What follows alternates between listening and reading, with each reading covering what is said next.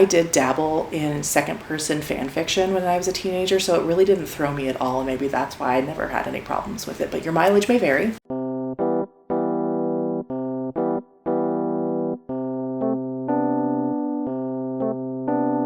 Hello everyone, and welcome back to my channel, Just Another Struggling Writer, the beleaguered author's one-stop shop for commiseration and hopefully inspiration. My name is Carrie Scher, and I am just another struggling writer.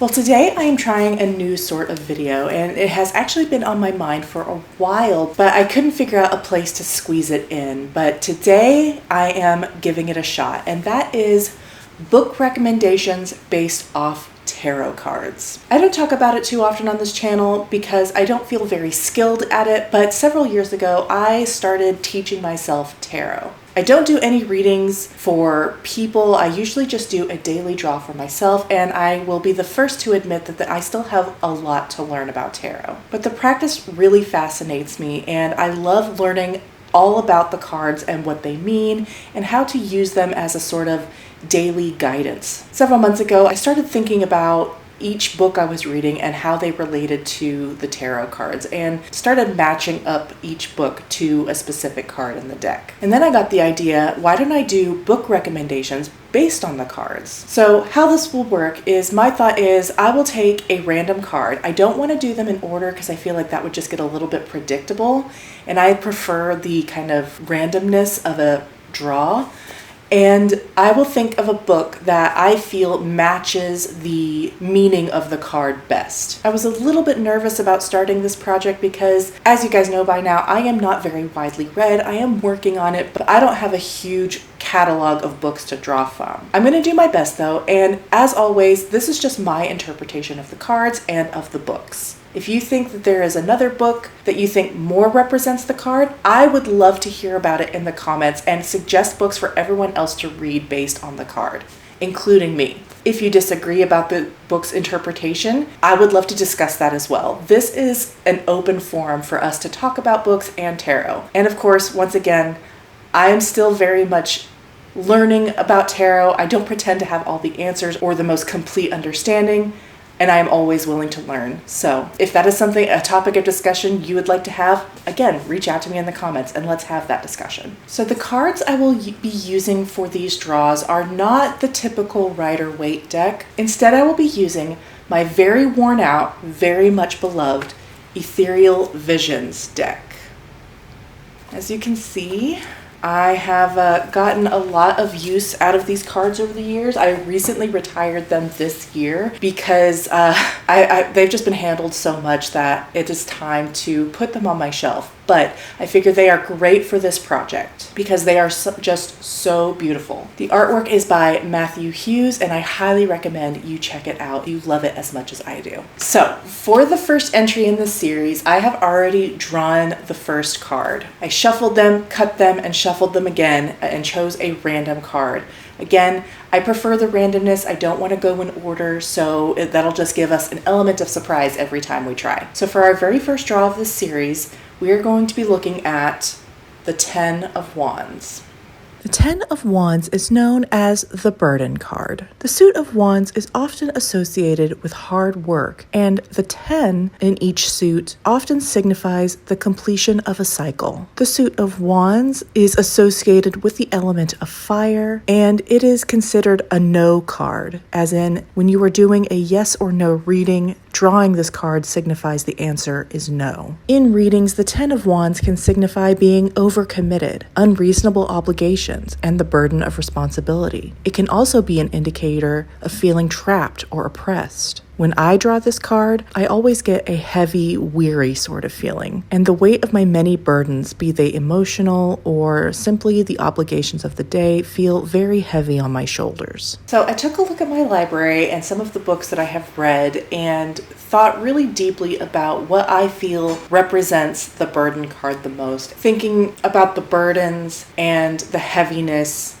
and the weight and the feeling crushed by obligations and expectations and what the world around you. And I think the book that most represents those things is The Fifth Season by N.K. Jemisin. The Fifth Season is a very popular, much beloved, and much acclaimed series by N.K. Jemisin. You've probably heard of it by now, you've likely even read it, but if you haven't, The Fifth Season is a remarkable story about 3 women, 1 young girl and 2 women, Essen, Cyanite, and Demaya. And in this book, we follow all 3 of them as they each navigate different challenges related to their unique ability to control the earth. I've heard it described as earthbending if you're familiar with the Avatar series, and in this world the earth is a very unstable thing. There are many, many earthquakes, and the planet even goes through a cycle known as the Fifth Season where there is earthquakes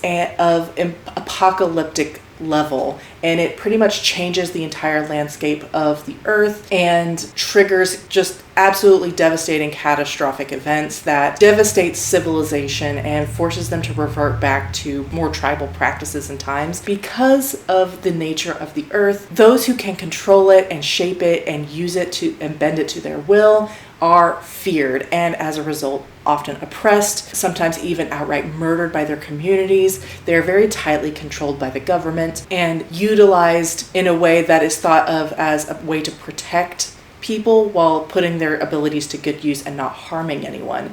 However, their existence is one of oppression, is one of suspicion and hatred and fear, and they cannot live as themselves. At the beginning of this book, we meet Essen, who is a mother of 2 and has just discovered something completely devastating, the death of her son. And not just the death, the murder of her son at the hands of his father, who has since fled, taking their daughter with them. And Essen is determined to find him, kill him, and retrieve her daughter. However, along the way, she meets a strange young child named Hoa, who is determined to follow her wherever she goes. We also follow Cyanite, who is an Origene, that is the earthbending magic users, an Origene who works for the Fulcrum, and that is the government entity who manages all Origines in the continent. Cyanite is working her way through the ranks, building her power, and just looking to establish herself as someone who can be trusted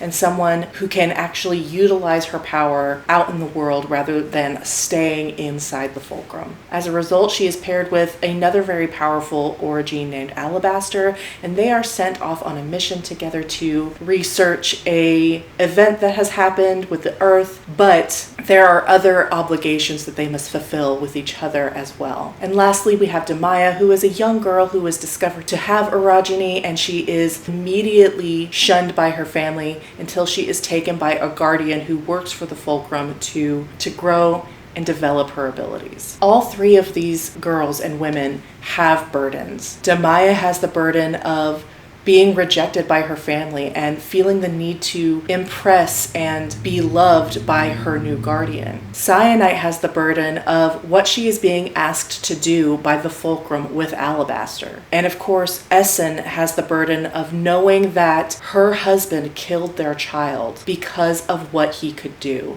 And because of what she was, she passed on her gift. And while she does not blame herself for her son's death, she also recognizes that her continuing to move through the world and procreate has created more suffering. This book also represents the completion of a cycle. At the beginning of this book, a 5th season is triggered, and that signifies the end of the life that came before for everyone on the continent. And for Essen in particular, the cycle begins anew as she abandons her old life and goes out in search of revenge. This book is heavy.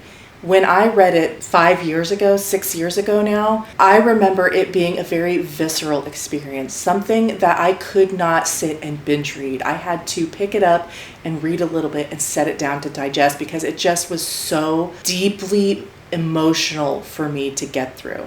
There are depictions of child abuse, there are depictions of death and oppression and fear, and how that fear makes people react to others who are really just trying to live their lives. They're not trying to hurt anyone, but they are thought of as monsters who need to be put down. This book is known as being sort of literary fantasy. It definitely is denser in its language and the way it tells the story. Essen's perspective in particular is told in second person, so that tends to throw people off right at the beginning of the book when they're first starting. But as you move through the book and as you move through the series, that perspective makes more and more sense, and I found it to be extremely compelling. As an aside, I did dabble in second person fan fiction when I was a teenager, so it really didn't throw me at all, and maybe that's why I never had any problems with it, but your mileage may vary. But if you can get past that, and I hope that you can, this book to me is almost as perfect as a book can possibly get. If you couldn't tell by now, I gave it 5 stars. This series is very beloved and highly acclaimed, and for good reason. It is the only series that I am aware of to have won the Hugo Award 3 years in a row, one for each entry. And again, I think it is very much deserved. Again, you've probably already read this, but if you haven't, if for some reason it is intimidating to you or it just doesn't sound like something you would like, I definitely recommend at least giving it a try. Now, it is heavy, and for me especially, it was difficult to get through at times, but I think about this book all the time, and I think it's essential reading for anyone who wants to explore fantasy as a genre, both reading and writing. And that's it for our first tarot card recommendation video. Please let me know what you think in the comments. Do you think the 5th season matches the energy of the burden card, the 10 of Wands? Are there other books you feel represent this card? Or if you're an expert in tarot, tell me what other cards you feel represent this book. I'd love to chat more in the comments, both about books and tarot, and I invite you all to start those conversations. Thank you so much for watching. I so appreciate it. If you like my content and want to support my channel, please like and subscribe. In my next video, I will have a 3x3x3 where I discuss tropes. I hope you look forward to it, and I will see you then. Bye.